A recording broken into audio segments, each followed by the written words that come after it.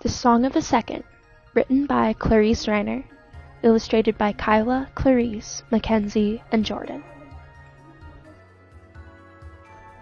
When I first heard the music, my family did not understand. When I first heard the music, I knew it was something that only I could hear. When I first heard the music, I knew it was what coursed through my veins. When I first heard the music, I knew it was something special, but I did not know that it would change my life. My feet sunk into the sand of Zuma Beach, Malibu, California softly as I waltzed to the sounds of the seagulls screeching. My beach blonde hair cascaded down my shoulders as my icy blue eyes matched the color of the waves when the sun danced on them. I felt the sun seep into my skin as I listened. I could hear the birds, waves, wind, all creating a rhythmic pattern to the beat of my heart. Everything sounded like music. Everything was music. That was all I could hear. The consistent drummers in my heart, the harpist in my head, even the violin in my veins. My body was like my iPod. It tickled the tip of my nose like a fairy strumming a guitar. No one else could understand. Suddenly, the sand started rising and twirling and whirling. It spun and whipped my scrawny knees brutally. The petite pebbles flung into my eyes with a force so great, blindness came upon me momentarily. The ocean drifted farther and farther away. Diminutive seashells, rocks, crabs, and plants flung around me, creating a whirlwind of unbearable fear. "It's okay, Kai. It's okay. This is completely normal," was the only thing I could dare to think. After several minutes, the sand rapidly biting my ankles had finally ceased. My eyes peeled open and saw a crevice of light gently glowing through the lonely keyhole. A rope scratched and burned my wrists and ankles. Where am I, and what's going on? Panic built up inside me like a forest fire, just getting bigger and bigger until out of control. Then there was that music again. It soothed me in an unknown manner until I heard the faint voices. "She is the one with the gift, I promise, sir," uttered a man. "She better be," hissed a thick voice that sounded like a bear with a mouth full of honey. "What's her name?"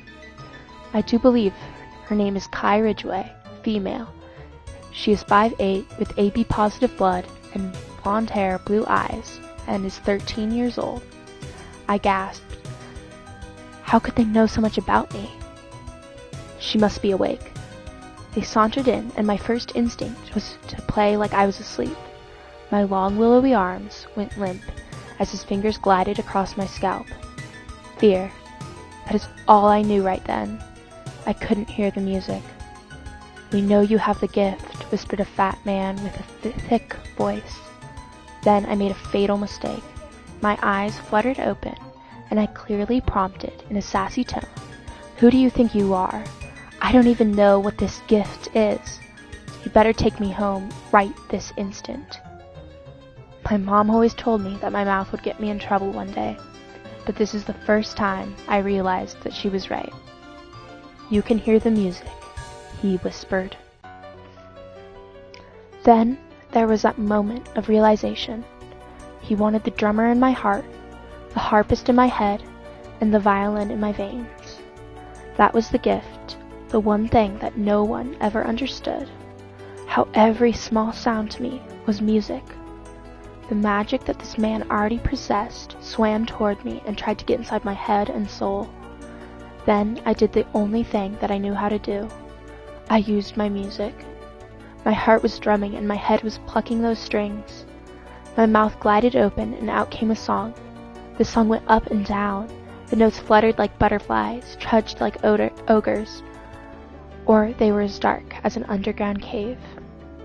Each verse grew louder and louder until the sand came back. The wind sunk its fangs into my thighs. My hair became a tangled mess, and I was a shriveled lump of coal caught in a sandstorm. The tiny seashells were lodged into my feet, and tears were streaming down my face. I couldn't breathe nor see. The mythical desire to break out of this sandy vortex created a claustrophobic vibe that made me scream. My scream pierced through the night sky and into the dewy morning. Suddenly, I was at Suma Beach again. The rocky shore was a sight for sore eyes. I sat there in awe and listened. I listened to my gift. I listened to the music. The music I heard was everywhere. The rustle of the crowds, the crash of the waves, even the call of the seagulls' voices. All music, but it is also magic. I had no idea that my gift would change my life.